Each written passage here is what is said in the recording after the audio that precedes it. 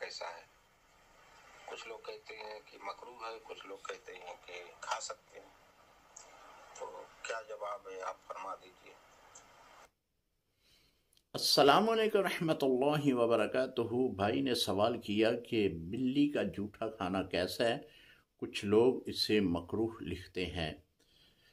جی، بلی کے جوٹے کے بارے میں کچھ روایتیں بھی ملتی ہیں، اور اس میں چاروں آئمہ کا قول بھی میں عرض کر دیتا ہوں۔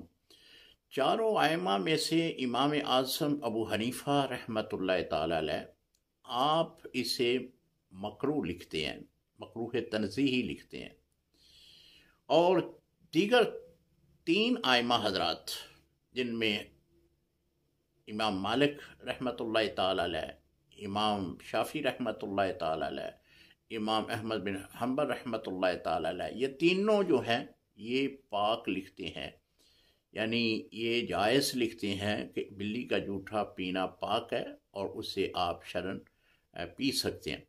جو استدلال لیتے ہیں امام اعظم ابو حنیفہ رحمۃ اللہ تعالی علیہ، وہ ایک ابو داؤد شریف کی حدیث مبارکہ ہے کہ حضور علیہ السلام کے سامنے پانی پیش کیا گیا وضو کے لیے، تو حضور علیہ السلام نے پوچھا کہ یہ صاف ہے، تو صحابی نے عرض کیا کہ یا رسول اللہ پانی تو صاف ہے لیکن ایک بلی پانی پی کے گئی ہے۔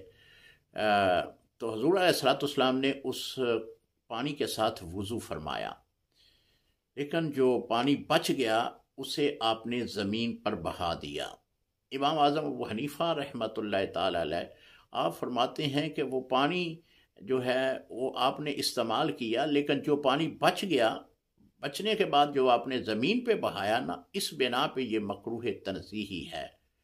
لیکن دیگر جو تین آئمہ حضرات ہیں وہ استدلال لیتے ہیں اس حدیث سے کہ حضرت ام المومنین عائشہ صدیقہ رضی اللہ تعالیٰ عنہا کے سامنے ایک حلوے جیسا کھانا پیش کیا گیا، عورت آئی، اس نے کھانا پیش کیا، تو آپ نماز میں مصروف تھیں، تو وہ آپ کے سامنے رکھ کر چلے گئی۔